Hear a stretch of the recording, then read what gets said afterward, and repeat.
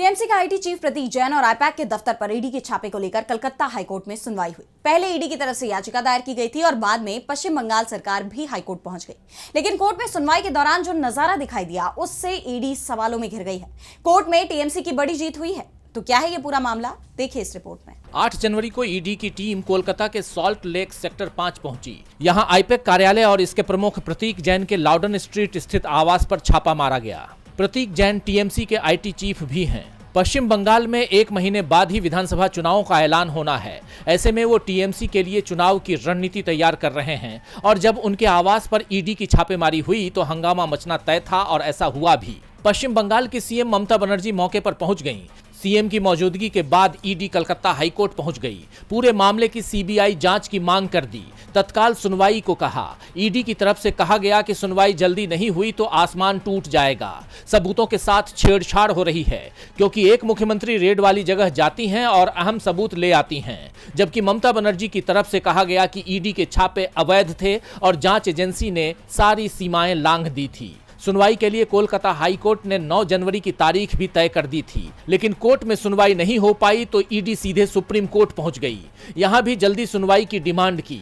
Supreme court से ED को कोई राहत नहीं मिल पाई। इस बीच कलकत्ता हाईकोर्ट में जस्टिस सुब्रा घोष की बेंच में सुनवाई शुरू हो गई। हाईकोर्ट में सुनवाई हुई तो ईडी के पैरों के नीचे से जमीन खिसक गई।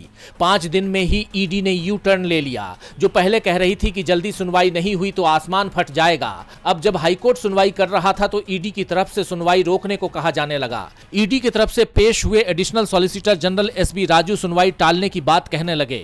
राजू ने कोर्ट में कहा, यह मामला सुप्रीम कोर्ट में है, इसीलिए हाई कोर्ट को सुनवाई टाल देना चाहिए। आज सुनवाई नहीं होने से कोई आसमान फटकर नहीं गिर पड़ेगा।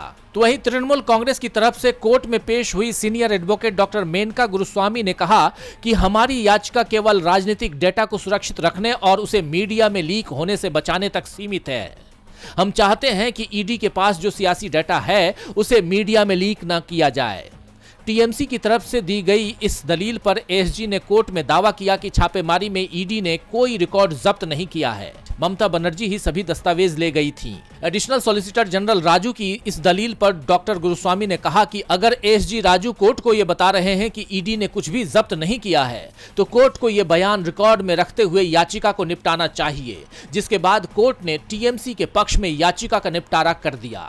डीबी लाइव की रिपोर्ट। हमारे चैनल से जुड़े रहने के लिए YouTube पर टाइप करें डीबी लाइव, सब्सक्राइब बटन को क्लिक करें और बेल आइकन को दबाना न भूलें ताकि खबरें आप तक पहुंचती रहें। देखते रहिए डीबी लाइव, क्योंकि यहाँ हैं खबरें लगातार।